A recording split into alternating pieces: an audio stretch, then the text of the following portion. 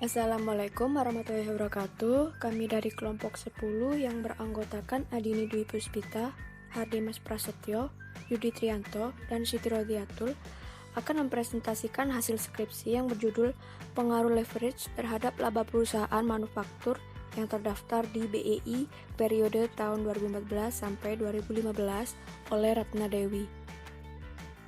Bab pertama, pendahuluan. Latar belakang, pesatnya perkembangan dunia usaha di Indonesia saat ini menuntut setiap perusahaan untuk dapat mengelola manajemen perusahaannya dengan profesional dan mengantisipasi perubahan peta dan dunia yang mengarah pada globalisasi dunia. Seiring dengan waktu, semakin banyak muncul pesaing baru baik dari dalam negeri maupun dari luar negeri menuntut pihak perusahaan untuk meningkatkan kuantitas produk yang berkualitas agar dapat bersaing dan mempertahankan kelangsungan hidup perusahaan. Oleh sebab itu, untuk mampu bersaing perusahaan harus meningkatkan kinerja perusahaan dalam mencapai tujuannya. Rumusan masalah pada penelitian ini yaitu bagaimana pengaruh leverage terhadap laba pada perusahaan manufaktur yang terdaftar di Bursa Efek Indonesia tahun 2014 sampai 2015. Tujuan penelitian yaitu adalah untuk menganalisis pengaruh leverage terhadap laba pada perusahaan manufaktur yang terdaftar di Bursa Efek Indonesia tahun 2014 sampai 2015. Untuk manfaat penelitian, secara teoritis diharapkan dapat menambah wawasan peneliti dalam menganalisis kemampuan perusahaan dengan menggunakan aset atau sumber dana yang mempunyai beban tetap dan bertujuan untuk meningkatkan laba suatu perusahaan. Untuk bab 2 adalah teori dan perumusan hipotesis. Review penelitian terdahulu. Cahyaningrum 2012 meneliti tentang analisis manfaat rasio keuangan dalam memprediksi pertumbuhan laba pada perusahaan yang terdaftar di BEI. Rasio keuangan yang digunakan adalah total asset turnover, net profit margin, working capital to total asset, dan debt to equity ratio. Hasil penelitian ini menunjukkan bahwa TATO dan NPM berpengaruh signifikan negatif terhadap pertumbuhan laba, sedangkan WCTA dan DER tidak berpengaruh signifikan terhadap pertumbuhan laba.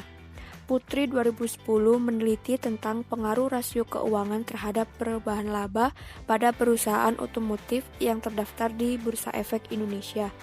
Rasio keuangan yang digunakan adalah current ratio, debt to equity ratio, working capital to total asset, dan profit margin. Hasil penelitian menunjukkan bahwa secara simultan keempat rasio tersebut berpengaruh signifikan terhadap perubahan laba. Secara parsial, CR dan tidak berpengaruh signifikan terhadap perubahan laba. Sedangkan WCTA, DER, dan PM berpengaruh signifikan terhadap perubahan laba.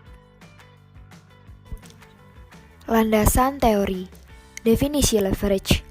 Menurut Kashmir, leverage merupakan rasio yang digunakan untuk mengukur sejauh mana aset perusahaan dibiayai dengan utang.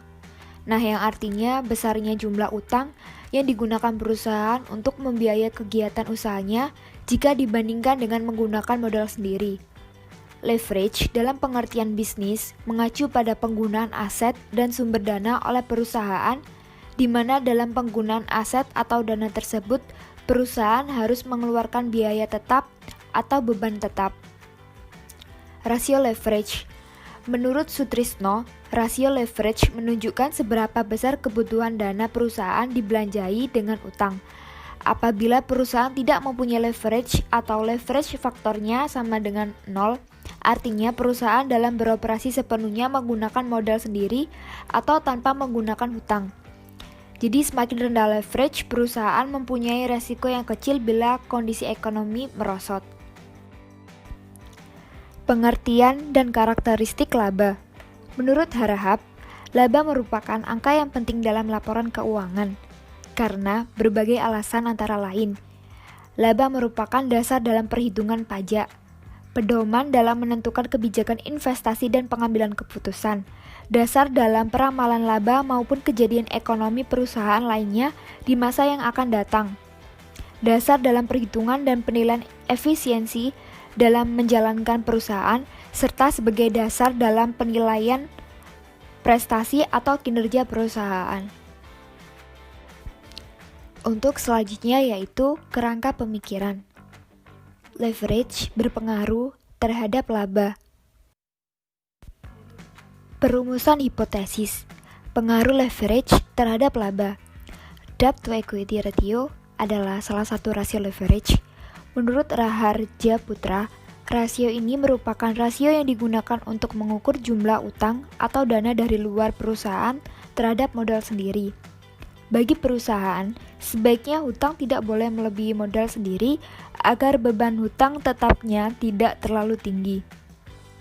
Dengan debt to equity yang tinggi menunjukkan struktur permodalan usaha lebih banyak memanfaatkan hutang terhadap ekuitas. Menurut Ahmad, perusahaan yang memiliki pertumbuhan laba mempunyai kesempatan yang lebih menguntungkan dalam menandai investasinya secara internal, sehingga perusahaan menghindar untuk menarik dana dari luar dan berusaha mencari solusi yang tepat atas masalah-masalah yang terkait dengan hutangnya.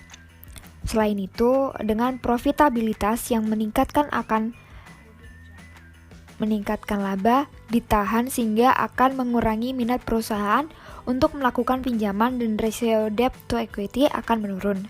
Jadi di sini H1 yaitu leverage berpengaruh secara signifikan terhadap laba. Untuk bab selanjutnya yaitu metode penelitian. Jenis penelitian. Jenis penelitian ini adalah asosiatif. Penelitian asosiatif merupakan penelitian yang bertujuan untuk mengetahui hubungan antara dua variabel atau lebih. Dalam hal ini, penulis akan menganalisis variabel independen yang terdiri dari debt to equity ratio dan debt ratio, serta menguji pengaruhnya terhadap variabel dependen yaitu pertumbuhan laba. Selanjutnya yaitu variabel dan pengukurannya. Variabel yang digunakan dalam penelitian ini terdiri dari variabel dependen dan variabel independen. Yang pertama yaitu variabel independen dalam penelitian ini adalah leverage yang diukur dengan debt to equity ratio. Debt to equity ratio adalah rasio yang digunakan untuk menilai utang dengan ekuitas. Rumus yang digunakan untuk menghitung rasio ini adalah sebagai berikut menurut Trianto. Yang kedua yaitu variabel dependen dalam penelitian ini adalah laba bersih. Populasi dan sampel penelitian. Yang pertama yaitu populasi penelitian. Populasi dari penelitian ini adalah perusahaan-perusahaan manufaktur yang terdaftar di BEI yang terdiri dari 33 perusahaan. Karena perusahaan manufaktur lebih banyak mempunyai pengaruh terhadap lingkungan di sekitarnya sebagai akibat dari aktivitas yang dilakukan perusahaan. Penelitian ini menggunakan periode penelitian 2014 sampai 2015. Yang kedua yaitu sampel penelitian. Pemilihan sampel dilakukan dengan menggunakan metode purposive sampling. Adalah teknik untuk menentukan sampel penelitian dengan beberapa pertimbangan tertentu yang bertujuan agar data yang diperoleh nantinya bisa lebih representatif. Jenis dan sumber data. Jenis data yang digunakan dalam penelitian ini adalah data sekunder, yaitu sumber data penelitian yang diperoleh peneliti secara tidak langsung melalui media perantara. Data sekunder dikumpulkan oleh peneliti dalam penelitian ini adalah laporan tahunan perusahaan untuk periode 2014 sampai 2015 pada perusahaan-perusahaan manufaktur yang terdaftar di BEI.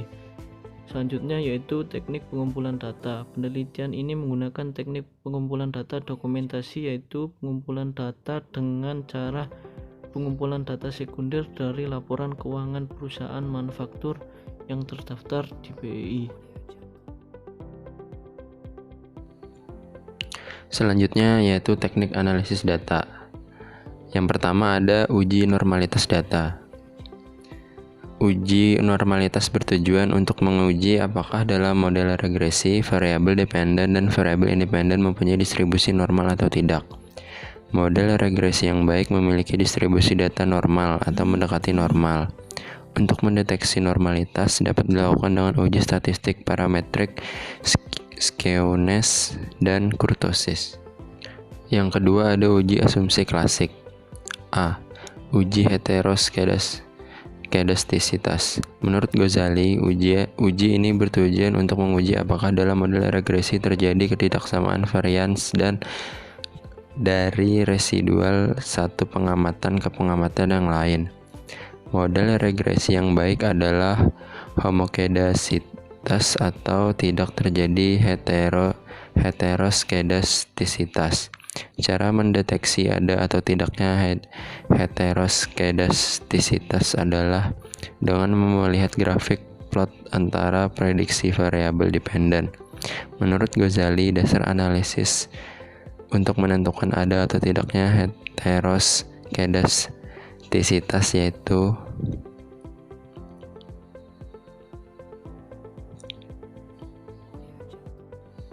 1.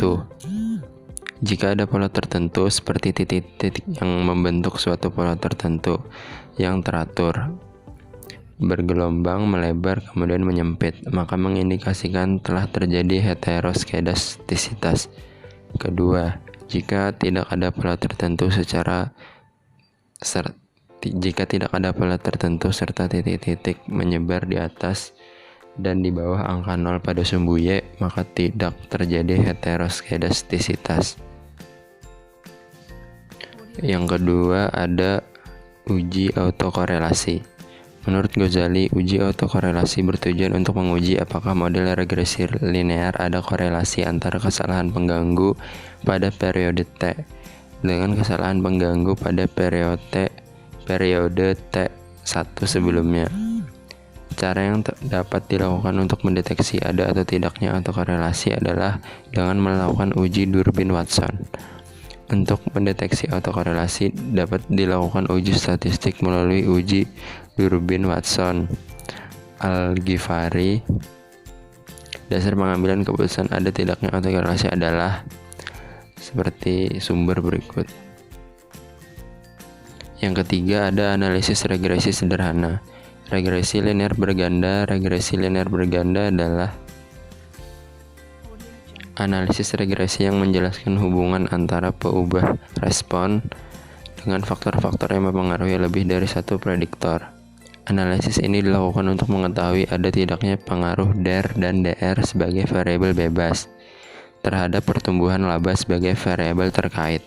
Pembuktian hipotesis pada penelitian ini menggunakan model regresi linear berganda dengan dua variabel bebas yaitu Y sama dengan A plus B1 X1 plus B2 X2 plus E dengan keterangan sebagai berikut.